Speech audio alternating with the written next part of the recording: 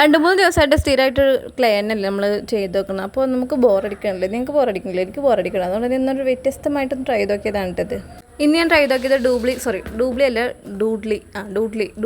Doodle art അങ്ങനെ എന്തോ സംഭവമാണ്. ഞാൻ ആദ്യമായിട്ട് ട്രൈ ചെയ്ത് നോക്കാം, അതുകൊണ്ടാണ് കേട്ടോ. അപ്പോൾ ഇതിൻ്റെ ഇങ്ങനെ ഇത് വളരെ സിമ്പിളായിട്ടുള്ളൊരു ആർട്ടാണ് കേട്ടോ. ചെയ്ത് നോക്കിയപ്പോൾ എനിക്ക് ഇഷ്ടമായി. ഫസ്റ്റ് ഇത് കണ്ടപ്പോൾ ഭയങ്കര ടഫാന്നൊക്കെ തോന്നി. പക്ഷേ ഇതിനുള്ള സാമഗ്രികൾ എൻ്റെ പക്കൽ ഉണ്ടായിരുന്നില്ല. അതുകൊണ്ട് തന്നെ ഉള്ളത് വെച്ചിട്ട് ഒപ്പിച്ച് നോക്കിയ ആർട്ടാണ്. പിന്നെ ഇതൊക്കെ ഒരു പരീക്ഷണമായിട്ട് മാത്രം കണക്കൂട്ടിയാൽ മതി. അതുകൊണ്ട് തന്നെ ഒരു സ്കെച്ചോ ക്രയോണോ എന്തെങ്കിലുമൊക്കെ എടുത്തിട്ട് ഇങ്ങനെ കുറച്ച് റൗണ്ട് വരച്ചെടുക്കുക. കുറച്ച് വൃത്തിയിലൊക്കെ വേണമെങ്കിൽ സർക്കിൾ വരച്ചിട്ട് അതിൻ്റെ ഉള്ളിൽ കളർ എടുത്താലും മതി.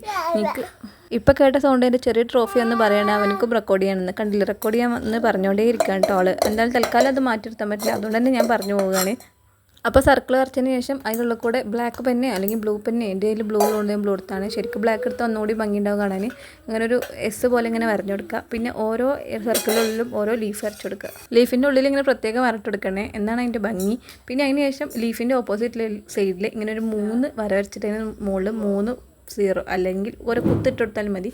അപ്പോൾ ഇതുവരെ എല്ലാം വളരെ ശരിയായിരുന്നു.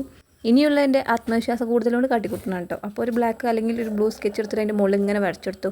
വരച്ചു തുടങ്ങിയപ്പോൾ ഒരു രസമൊക്കെ തോന്നിയിരുന്നു. പക്ഷേ അവസാനത്തിപ്പോൾ വേണ്ടിയിരുന്നില്ല, നന്നായി.